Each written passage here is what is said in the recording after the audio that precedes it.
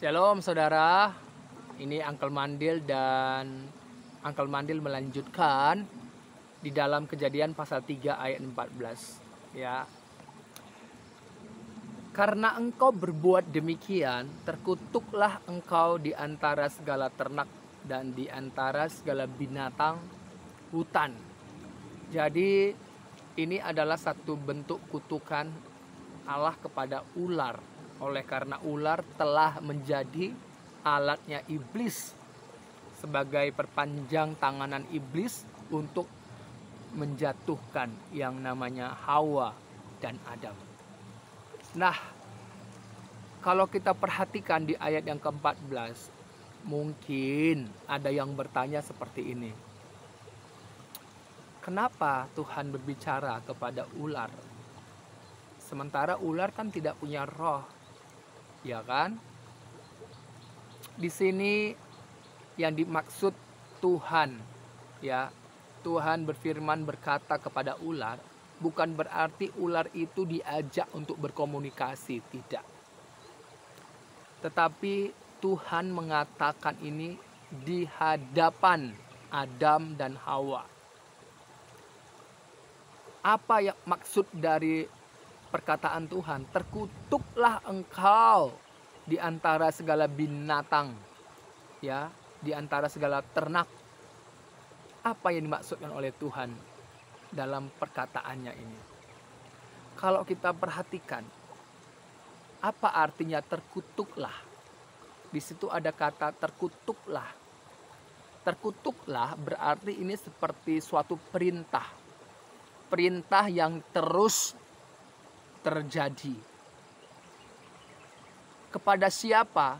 Kalau kita perhatikan dalam Ulangan 28 ayat yang ke-15 sampai 20, saudara bisa baca. Baca dalam Ulangan pasal 28 ayat 15 sampai 20. Arti dari terkutuklah adalah pada waktu, pada hari, dimanapun, kapanpun, ketika engkau tidak dengar-dengaran kepada firman Allah, ketika engkau tidak taat kepada firman Allah, ketika engkau tidak percaya pada apa yang dikatakan oleh Allah, maka engkau mendatangkan kutuk ke atasmu. Yang mendatangkan kutuk ke atas kita bukan Tuhan, tetapi kita sendiri yang memilih untuk tidak dengar-dengaran kepada firman Allah, untuk tidak dengar-dengaran kepada perintah Allah, untuk tidak taat. Kita sendiri yang mendatangkan kutuk atas hidup kita. Artinya mendatangkan kutuk atas hidup kita dimanapun dan kapanpun. Pada waktu saudara tidak taat kepada firman Allah, artinya apapun,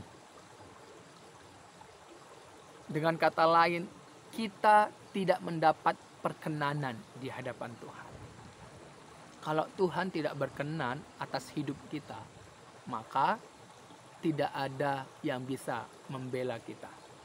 Tidak ada yang bisa menolong kita. Karena apa? Karena segala sesuatu di bawah matahari ini maupun di sorga, malaikat, bumi, langit ini adalah ciptaan Tuhan. Ciptaan Allah melalui firman-Nya segala sesuatu dijadikan. Siapa ciptaan yang mampu melawan pencipta, melawan Allah yang hidup itu? Enggak ada yang mampu. Dan kita menerima murka Allah. Jadi siapapun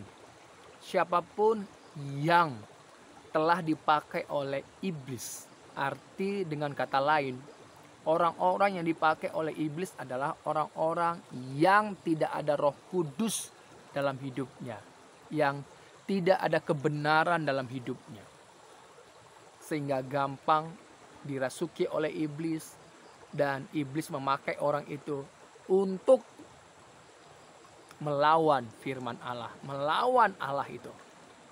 Maka orang-orang yang seperti itulah mendapat murka dari Allah. Orang-orang seperti itulah yang tidak berkenan di hadapan Allah. Sama saat ini, kita semua sudah termasuk orang-orang yang durhaka. Artinya orang-orang durhaka adalah orang-orang yang berontak kepada Allah. Oleh karena satu orang, dosa telah masuk. Dan orang yang telah lahir secara lahiriah dari Adam dan Hawa, ya, secara lahiriah dosa telah ada. Tabiat dosa telah ada dalam tubuh ini.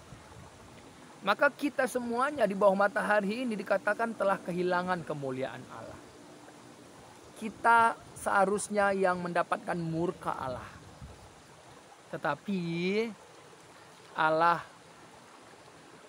berinisiatif untuk menyelamatkan hidup kita. Dia telah datang menjadi manusia melalui anaknya yang tunggal, Yesus Kristus. Dia mengambil, ya, dia berinkarnasi, mengambil daging menjadi manusia seutuhnya, ya, karena yang dia selamatkan adalah manusia. Makanya dia menjadi manusia dan menanggung segala kutuk itu di tubuhnya hingga mati di atas kayu salib. Dan seperti yang telah ia firmankan, Allah telah membangkitkan Yesus Kristus. Yesus Kristus adalah firman Allah. Jadi Yesus Kristus membangkitkan dirinya sendiri dari antara orang mati, dari kematian itu. Tidak ada seorang pun yang bisa mengambil nyawa Yesus kalau bukan Yesus sendiri yang menyerahkannya. Jadi saudara, siapapun orang-orang yang dipakai oleh iblis, ya, dan juga iblis, roh-roh jahat itu pada akhirnya akan berada dalam penghukuman kekal. Makanya jangan biarkan dirimu dipakai oleh iblis. Supaya nggak dipakai oleh iblis, biarlah Roh Kudus ada dalam hidupmu. Datang kepada Tuhan, jangan keraskan hatimu. Jangan keraskan hatimu, datang kepada Yesus Kristus. Ya. Dan kalau kita baca juga dalam Mika pasal 7 ayat 17. Ya, dan juga Yesaya 49 ayat 23. Orang yang menanti-nantikan Tuhan tidak mendapat malu. Ya. Dan dalam Galatia 3 ayat 13 dikatakan di sana apa? Kristus telah menebus kita dari kutuk hukum Taurat dengan jalan apa? Menjadi kutuk karena kita. Sebab ada tertulis, terkutuklah orang yang tergantung pada kayu salib. Ini seperti yang ditulis oleh Musa dalam Ulangan 21 ayat 23. Dan di dalam Kisah Para Rasul 5 ayat 30 dikatakan apa di sana? Dikatakan bahwa Allah nenek moyang kita telah membangkitkan Yesus yang kamu gantungkan pada kayu salib dan kamu bunuh. Yesaya 53 ayat 3 sampai yang ke-6, ya. Tetapi kitalah, pelanggaran kitalah, oleh karena pemberontakan kitalah, ya, Yesus menanggung semuanya. Orang-orang di zaman sekarang mengira dia kena kutuk, padahal seharusnya kitalah yang menanggung segala murka Allah. Tetapi Yesus, dia memikul segala pemberontakan kita, dosa kita di tubuhnya hingga mati di atas kayu salib. Matinya Yesus bukan karena dibunuh oleh orang lain, tapi karena dia menyerahkan nyawanya.